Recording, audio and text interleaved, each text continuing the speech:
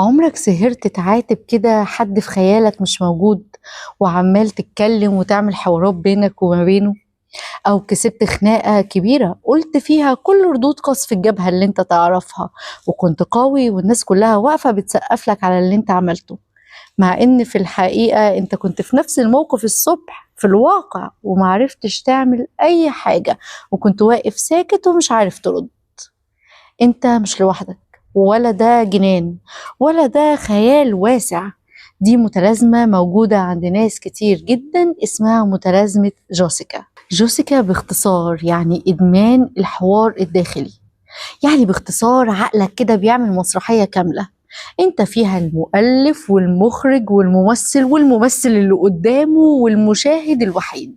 في المسرحية دي بتقعد تعيد مشاهد قديمة وتغير نهايتها، أو تفكر في حاجات ممكن تحصل في المستقبل، ولو حصلت ردودي هتبقى إيه وهعمل إيه وهتصرف إزاي. المشكلة ما بتبقاش في الكلام أو الحوار اللي بيتقال، المشكلة كلها إن أنت بتفضل عايش يا إما في زمان يا إما في بعدين، وما بتعيش دلوقتي. فده بياخد من طاقتك ومن روحك ومن سلامك النفسي، وتبدأ تنفصل من الواقع. واحدة على واحدة هتبدأ تحب الحوارات الداخلية اللي جواك دي أكتر. فلو أي موقف حصل معاك هتسكت وهتعديه، وهتبقى متضايق بس مش هتتكلم. عادي، أنا عارف إن كده كده هاخد حقي بالليل في دماغي براحتي.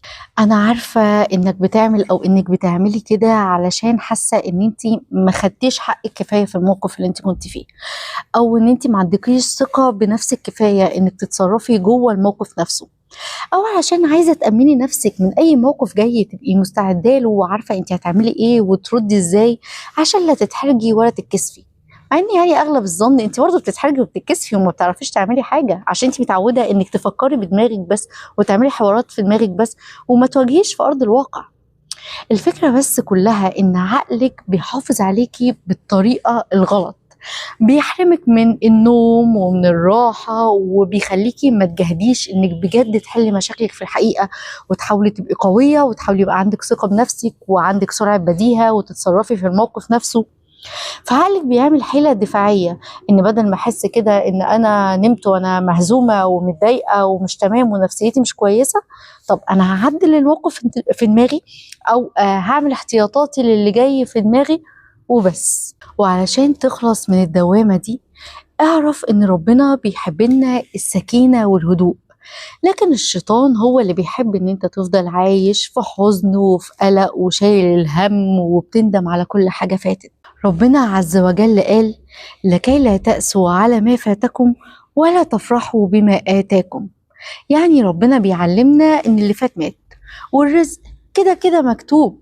فليه بقى نحرق أعصابنا ونحرق دمنا على قصص وهمية أصلا ملهاش أي أساس من الصح؟ ده حتى الرسول عليه أفضل الصلاة والسلام علمنا إن احنا كل يوم الصبح وبالليل نستعيذ من الهم والحزن. الحزن على اللي فات، وده نص جوسيكا، والهم الهم من اللي جاي واللي ممكن يحصل، وده النص التاني. طيب أعمل إيه لو جوسيكا اشتغلت؟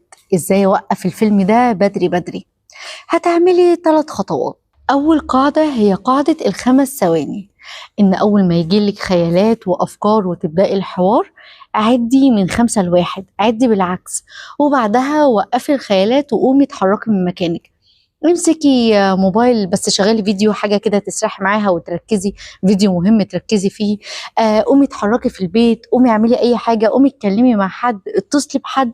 المهم ان انتي توقفي فورا التفكير. الخطوة التانية: فرغي الشحنة. يعني لو قمتي وحاولتي كده تلهي نفسك ولقيتي برضو الكلام عمال يزن جوه دماغك، ابدأي فرغيه. اكتبيه في نوتس على الموبايل، سجليه او بعتيه في مسج كأنك هتبعتيها لحد وبعدين امسحيها. المهم ان انت تنقلي الكلام من مخك لحتة تانية، لكشكول نوتس المسج تخلصي منه وخلاص، عشان تبقي فضيتيه كده وارتحتي. والخطوة التالتة: عقلك محتاج توجيه. اول ما تبدأي الحوار في دماغك قولي: ثواني، ده حوار، ده مش حقيقي، انا هنا، انا دلوقتي، انا في الأوضة، انا شايفة التلفزيون، انا شايفة الفازة، انا شامة حاجة، انا سامعة حاجة. ابدأي رجعي نفسك للواقع وركزي قوي قوي فيه، ووجهي عقلك ان اللي بيحصل ده خيال، ده مش حقيقة. حياتك الحقيقية بتعدي، مذاكرتك أو شغلك أو النجاحات المفروض تعملها دلوقتي بتعدي وبتفوت منك وانت عايش في حياة وهمية، حياة مش بتاعتك. عيش الواقع وركز في اللحظة اللي انت فيها دلوقتي، واعرف ان انت ما تملكش غير اللحظة دي وبس، لا تملك اللي فات ولا تقدر تملك وتتوقع اللي جاي.